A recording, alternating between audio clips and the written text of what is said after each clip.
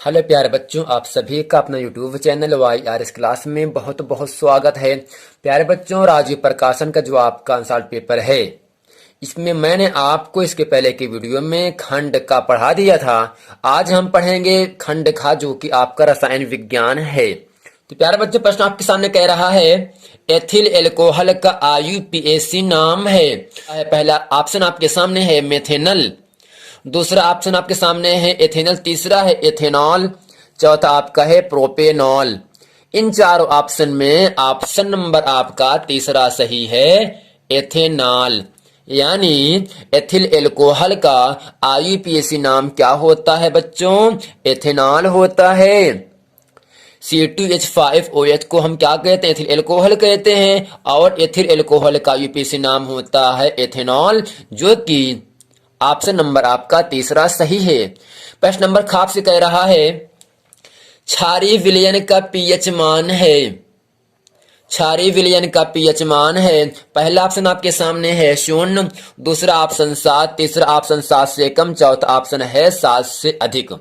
यानी क्षारीय विलयन का pH मान इन चारों ऑप्शन में ऑप्शन नंबर आपका चौथा सही है, 7 से अधिक।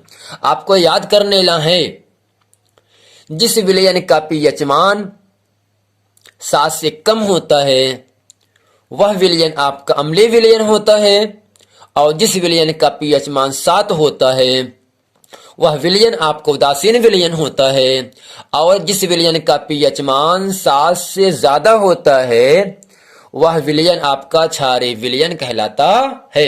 7 से कम अम्लीय विलयन, 7 है उदासीन विलयन, अगर 7 से ज्यादा हो गया तो आपका क्षारीय विलयन के अंतर्गत जाता है। तो प्यारे बच्चों, प्रश्न नंबर ग आपसे कह रहा है श्याम श्वेत फोटोग्राफी में प्रयुक्त होती है।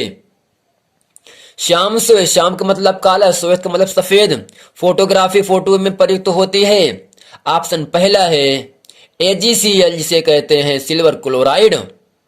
दूसरा ऑप्शन है PbNO3 का होल ट्वाइस, जिसे कहते हैं लेड नाइट्रेट के नाम से जानते हैं।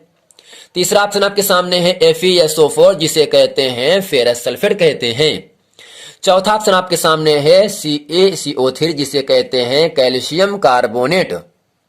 प्रश्न आपसे कह रहा है श्याम श्वेत फोटोग्राफी में प्रयुक्त होती है। AgCl होता है, या PbNO3 का होल ट्वाइस, या FeSO4, या CaSO3। तो प्यारे बच्चों, इन चारों ऑप्शन में ऑप्शन नंबर आपका दूसरा सही है, PbNO3 का होल ट्वाइस, जिसे कहते हैं Pb का मतलब होता है लेड, NO3 का होल ट्वाइस का मतलब होता है नाइट्रेट, यानी लेड नाइट्रेट। इसका उपयोग करते हैं श्याम श्वेत फोटोग्राफी के प्रयुक्त करने में। प्रश्न नंबर 6 का खंड आपसे कह रहा है जिंक धातु के कार्बोनेट अयस्क से धातु निष्कर्षण का रासायनिक समीकरण देते हुए वर्णन कीजिए। यानी प्रश्न आपसे कह रहा है जिंक का संकेत होता है Zn। जिंक धातु के कार्बोनेट अयस्क से धातु निष्कर्षण का रासायनिक समीकरण देते हुए वर्णन कीजिए। चलते हैं, इस प्रश्न का उत्तर आपके सामने बहुत अच्छे तरीके से हम बताते हैं। प्यारे बच्चों, प्रश्न आपसे कह रहा था अभी जिंक धातु के कार्बन अयस्क से धातु निष्कर्षण का रासायनिक समीकरण देते हुए वर्णन कीजिए। तो इसका उत्तर आपके सामने है। इसमें हम लिखेंगे जिंक धातु के कार्बोनेट अयस्क से धातु निष्कर्षण का रासायनिक समीकरण निम्न है। तो ZnCO3 तीर का निशान है ZnO प्लस CO2। ZnCO3 को हम कहते हैं जिंक कार्बोनेट, जबकि जो Zn है इसका संकेत होता है जिंक, जबकि CO3 के हम कहते हैं कार्बोनेट। यानी ZnCO3 को हम क्या कहेंगे? जिंक कार्बोनेट कहते हैं। यानी जब ये खंडित होता है, जब इसको गर्म किया जाता है, तब ZnO अर्थात जिंक ऑक्साइड और CO2 अर्थात कार्बन डाइऑक्साइड गैस निकलती है। जब हम जिंक ऑक्साइड को हम फिर गर्म करेंगे कार्बन की उपस्थिति में, यानी जब ZnO प्लस C, तीर का निशान Zn प्लस CO, यानी जब जिंक ऑक्साइड की क्रिया हम कार्बन से कराते हैं, कार्बन का मतलब क्या होगा यहाँ से? कोयला, कोक। यानी ZnO प्लस कार्बन जब क्रिया कराते हैं तब Zn अलग और CO मिलकर क्या बन जाते हैं? कार्बन मोनोऑक्साइड बन जाते हैं। तो प्यारे बच्चों, ये था प्रश्न नंबर 6 का जो काखंड। इसका उत्तर आपके सामने मैंने आपको अच्छे तरीके से बता दिया। उम्मीद करते हैं ये पूरा प्रश्न वीडियो आपको बहुत अच्छे तरीके से समझ में आ गया है। चलते हैं अगले प्रश्न की ओर। तो प्यारे बच्चों, प्रश्न नंबर 6 का खाखंड आपसे कह रहा है, प्लास्टर ऑफ पेरिस एवं विरंजक चूर्ण के बनाने की एक एक विधि का रासायनिक समीकरण लिखिए। यानी प्लास्टर ऑफ पेरिस सूत्र क्या होता है, उसको किस प्रकार से बनाया जाता है, और विरंजक चूर्ण का सूत्र क्या होता है और उसको किस तरह से बनाया जाता है, इसको आपको बताना है। चलते हैं इस प्रश्न का उत्तर आपके सामने बहुत अच्छे तरीके से बताते हैं। प्यारे बच्चे, प्रश्न आपसे कह रहा था अभी इतना, प्लास्टर ऑफ पेरिस एवं विरंजक चूर्ण के बनाने की एक विधि का रासायनिक समीकरण लिखिए। तो सबसे पहले इसका उत्तर लिखेंगे, हेडिंग करके लिखेंगे, प्लास्टर ऑफ पेरिस के बनाने की विधि।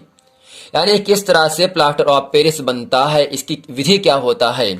इसमें हम लिखेंगे, जिप्सम को 120 डिग्री या 130 डिग्री पर गर्म करने पर प्लास्टर ऑफ पेरिस बनता है। यानी जिप्सम को जब 120 डिग्री या 130 डिग्री सेंटीग्रेड पर गर्म करते हैं तब बनता है प्लास्टर ऑफ पेरिस बनता है।